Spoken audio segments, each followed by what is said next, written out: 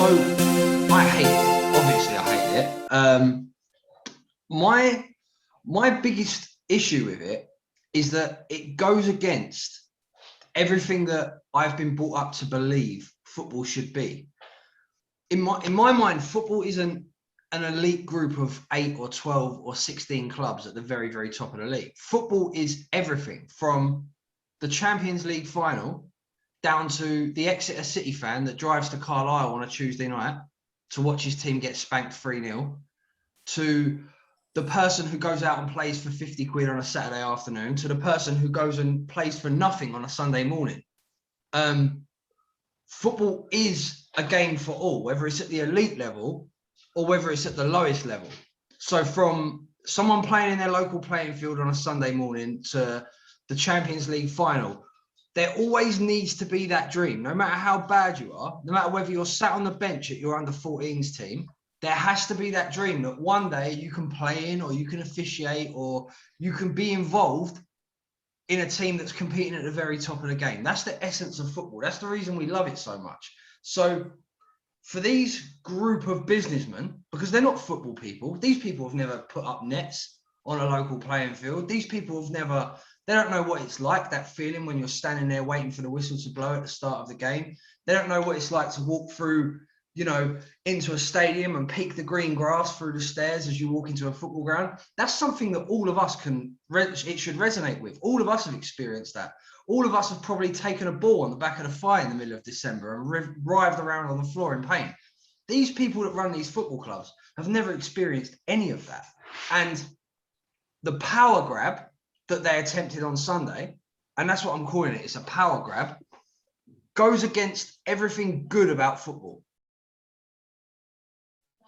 Absolutely everything good about football. I find the whole essence of it basically them saying, we don't want to play with you anymore. We're too good to play with you. We're going off to play on our own and we're going to make loads of money. And, you know, here's 100 million for grassroots football. Be lucky you're getting that.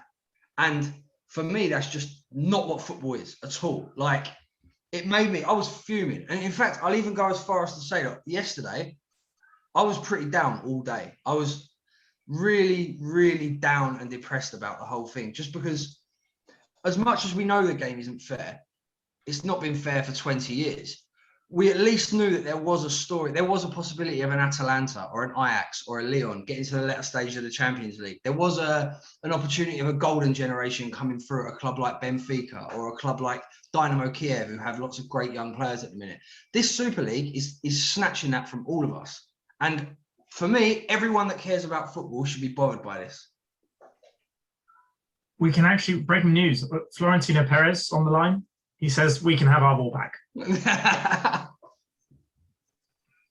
I mean, it's done now. I think by the time this pod's finished and it goes out tomorrow, it will be over because everyone would have pulled out. But everything you've already said is exactly why everyone's so pissed off. And I know, Chris, you struggled to understand why there was such a furore. You called this the George Floyd of football. This is the thing that got everyone going. I don't think you wanted that to be put on the pod, Danny. I think that was meant to be private. No, as in it's that moment. It's the right him that was a really historic, important moment because that was when everyone stood up and went, "No, this is too much. We can't have this." And that's the point. You're saying there was a moment, and this was the moment where everyone went, "Nah, this is too much now. No one agrees with this. This is completely wrong."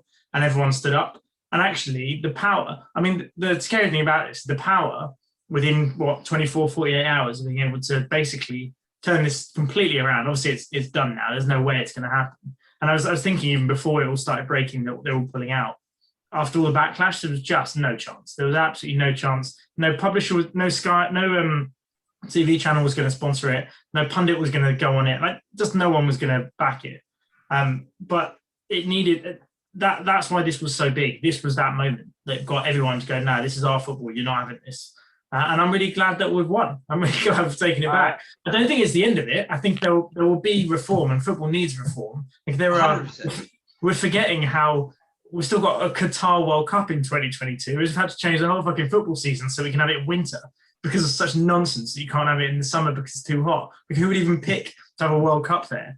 There's can I ask a so much question? corruption and crap in UEFA and FIFA, but at least what they're not doing is destroying the day-to-day game that people love to watch. Yes, VAR is destroying it. Yes, everything else is, and it's slowly been dying. This was like a whole nother. This was like the shot to the head that would just kill it instantly, rather than the sort of the slow death it's been getting. And you hope that maybe now there might be an opportunity for some kind of reform in some kind of way. Who knows?